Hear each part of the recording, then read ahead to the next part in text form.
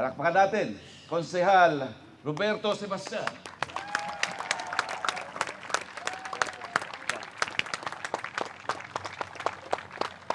Salamat pa.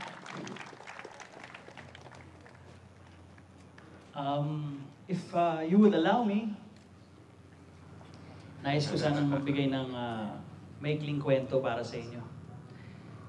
Alam ninyo, naging malungkot ako 3 taon nang nakakaraan.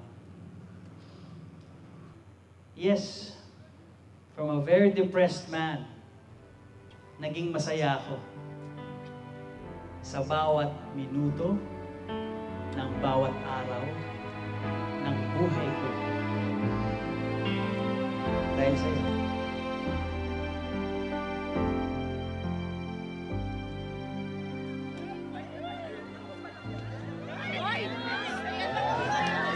Okay, wait ka tayo. Ayoko nang maging malungkot pa muli. Ayoko nang mawalan ng direksyon ng buhay ko.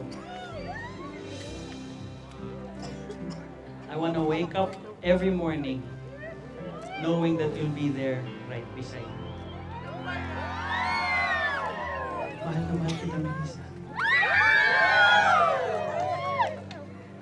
Higit pa sa buhay ko.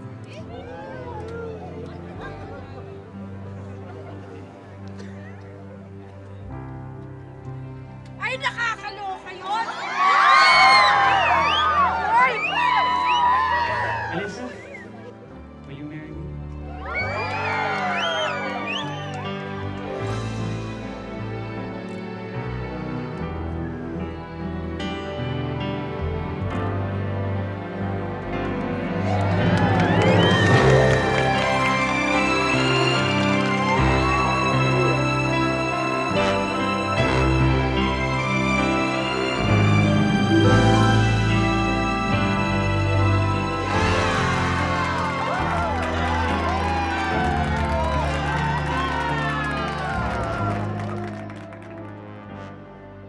Ikakasal ka na?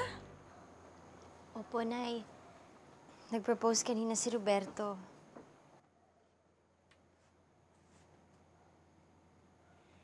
And what were you thinking? Bakit bigla ka nag-propose sa Melissa na yon? I love her. You love her? Huh? Are you insane? Alam mo, kaya ako pumayag na maging nobya mo ang babaeng yon. Kasi alam ko, hindi mo siya siseryosuhin. For crying out loud! Anak siya ng tindera ng baboy! Bakit, Nay? Parang hindi naman kayo natutuwa sa binalita ko. Masaya ako, anak. Masaya ako para sa'yo. Kaya lang natatakot ako. Pag kinasal ka na kay Roberto, syempre doon ka natitira. Ang yaman-yaman nila, anak, eh. Samantalang tayo. Ikaw, mahirap lang. Ang layo-layo ng agwat ng buhay natin sa kanila. My son, you can do better than this! Ano ka ba? Bakit hindi mo nalang balikan ng dati mong girlfriend, si Rebecca? Siya ang pakasalan mo! Dahil siya ang napabagay sa'yo! Galing siya sa isang buena de familia sa Cebu. Si Rebecca? Ma, matagal na kaming hiwalay ni Rebecca. Siya nga ang nakipaghiwalay sa akin, di ba? Bakit ba siya napapasok sa usapan? Si Melissa ang mahal ko, kaya siya ang pakakasalan ko. No way! Rosana! Tama na yan. Iniisip ko lang, paano kung hindi ka matanggap ng mga magulang niya?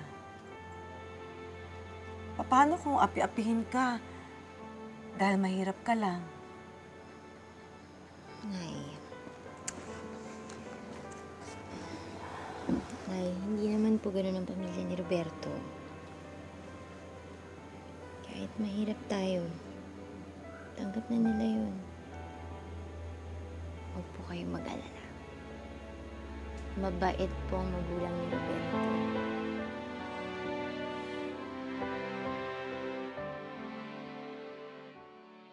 Lucio, you will not allow this. Hindi mo papabayaan na makapasok dito ang Melissa na yan! Malaki na ang anak mo. Kaya na niyang magdesisyon para sa sarili niya.